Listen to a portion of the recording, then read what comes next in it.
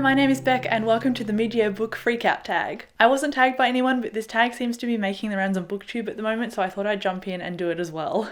Number 1 is the best book that I've read so far in 2019, and I actually had to go through my Goodreads to check what I'd actually read this year because I keep forgetting, but my favourite is definitely In an Absent Dream by Seanan McGuire. That was such a beautiful book. It's my favourite of her series so far, and I can't wait to read more of it when they eventually come out. I don't know why In an Absent Dream was my favourite of the series. All of them have been quite magical and lovely and just beautiful to read in general, but In an Absent Dream, I think, hit me with its particular character that it followed, and I just got particularly emotional about it. So the second question is, what is the best sequel that you've read so far this year? And that is definitely Saga Volume 9. The end of this volume really broke me, but it was absolutely incredible. This is a sci-fi graphic novel, if you don't already know about it.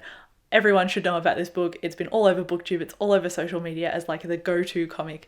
It is fairly explicit with its language, its sex, and its violence, so if those aren't really for you, then probably avoid this one, but I think it portrays all of its themes and all of its characters very well and with a lot of depth, so I would encourage you to pick it up regardless. I think they're amazing, and I know that the authors are on a hiatus at the moment, which I'm very sad about because I just want more of this, but this volume made me think that I need to go back and reread all of them, so definitely a sign of a good one if I make myself go back and reread all of the others preceding it. Number 3 is a new release you haven't read yet but really want to. The first two I have on me actually, and that is Deviate and Dark Dawn by J. Kristoff, and then the other one is Dark Age by Pierce Brown, and I've actually pre-ordered that one as well, so very excited about all three of these. Sci-fi and fantasy is just totally up my alley. Obviously J is my favourite author, and I really like Pierce Brown as well. I'm a bit iffy on Iron Gold, but I'm really hoping that Dark Age brings it back for me and I fall back in love with the series because I love the original Red Rising trilogy and I just want the best for his new release, so I'm hoping that it lives up to my expectations. Number 4 is most anticipated release for the second half of the year, and I wanted to say Dark Dawn, but I don't want to revisit that again, but obviously it's one of the answers I would usually go for. The other books that I am anticipating are The Burning White by Brent Weeks, which is the last book I believe in his Lightbringer series. I read and got up to date with the rest of the series earlier this year, so I'm really looking forward to the sequel and potential finale of it. I'm also really looking forward to the next Brandon Sanderson book, so the sequel to Skyward, which is called Starside, is coming out in December, so it's a little while to wait, or maybe it's the end of November, but either way, it's a really long while to wait and I'm just really psyched for it. So Brandon Sanderson can do no wrong as far as I'm concerned. And then the last one that I've got on this list of anticipated releases is Crown Breaker by Sebastian de Castell, and this is actually the sequel to Queenslayer, which is the 5th book in his Spellslinger series, and I'm so excited for book 6. Question number 5 is the biggest disappointment so far this year, and I don't want this to seem like this is a bad book by any means, but I just had really high expectations going into it and then it wasn't really what I thought it would be, and that is The Night Circus by Erin Morgenstern, and I talked about this in a vlog and a reading wrap up, so I don't want to talk about it too much here, but it just kind of fell flat for me. I wasn't invested in the characters.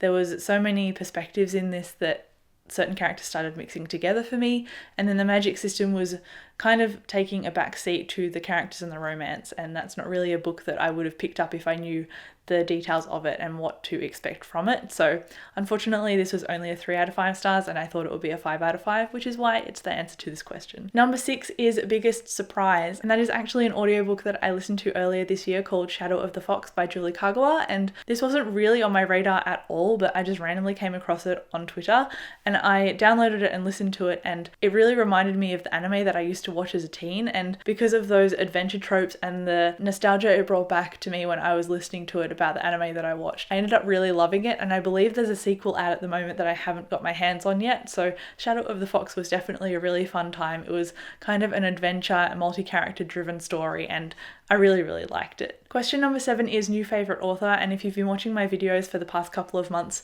you will already have predicted this answer because I have not shut up about this series, but it is N.K. Jemisin, and she wrote the 5th season and then the Broken Earth trilogy, and this is a new favourite series of mine. I gave each of these books 5 out of 5 stars each. I just think this dystopian fantasy series is absolutely incredible and I want to push it onto as many people as possible because everybody should read it. Number 8 is newest fictional crush, and I don't have one. Number 9 is newest favourite character, and to double up on my previous answer, I want to pick Essen from the 5th season series. This is the second book, The Obelisk Gate, and I love her growth from book 1, 2 and 3. I think her grief and her self-doubt is really incredible and really human as well, and I really like seeing that candid and honest portrayal of it. So I don't want to go too much into detail about what happens to her and what happens with her, but it's just awesome, and I think she's an incredible character and very relatable in her emotions, even though her situation is pretty outlandish at times. Question number 10 is a book that has made you cry this year, and I actually haven't cried at a book this year, which is a sign that I need to find more 5-star books because I need to read more books that will make me cry. Usually I'm a booksook and I cry at almost anything in a book, but the fact that I haven't done that this year, I have got a little bit teary every now and then, but I haven't full on sobbed or cried or anything. So I feel like that is going to come up with Dark Dawn potentially, and maybe Dark Age, because those authors are very big into the breaking of the hearts of their readers. So we'll see how they go, but I have not cried so far this year. Question number 11 is a book that made you happy, and that is Aurora Rising by Amy Kaufman and Jay Kristoff, and I really enjoyed this book. It was a multiple perspective young adult sci-fi, and I knew that these two authors, following on from their Illuminae Files series, which was very, very popular, was going to be a big ask, but I think they did it fairly well. I really like all the characters that they wrote about. It does span across a bunch of different perspectives, but I think all of the characters had something fairly unique about them and a fairly unique voice, so it made them really easy to distinguish. I do like that there was a lot of banter in the book, but I feel like it kind of let it down a little bit at the beginning when I was trying to figure out who each character was in relation to each other and kind of how they sat together. But I feel like they did an interesting thing with the ending. I'm obviously not going to say what it is, but because of the way they ended it and they took the harder road rather than the easier one, I think I'm really going to be psyched for what they do with this series, because I can just see how they've grown from their Illuminae Files series to now, and I really appreciate that, and I really can't wait to dive in further to this series. I really don't want to do all the waiting for the next book because it doesn't come out until next year or so, but it'll be worth it, I know. Question number 12 is the most beautiful book that you have bought this year, and I actually haven't done too much book buying, but I feel like one of my favourites will be Fairly Unexpected. I actually haven't read this yet. It's on my Reading Rush TBR or the Booktubeathon TBR, but it is 9 from the Nine Worlds by Rick Riordan. I really love that this cover is so buttery and it's so nice to touch, but it's also such a beautiful illustration as well.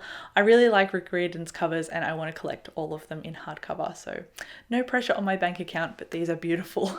And then the final question, question 13, is what books do you need to read by the end of the year? This book was in my priority reads video for the beginning of 2019, and it is The Golem and the Genie, so I need to read this by the end of the year, or at least start it and see if I like it and see if it's something that I want to read, because I actually don't know anything about it other than when I met Sanderson a couple of years ago in Sydney when he visited for a big Supernova Comic-Con kind of convention. This is what he was reading, and I actually don't know if he liked it or not, but I assume he did, so I went out and bought it and I need to give it a try.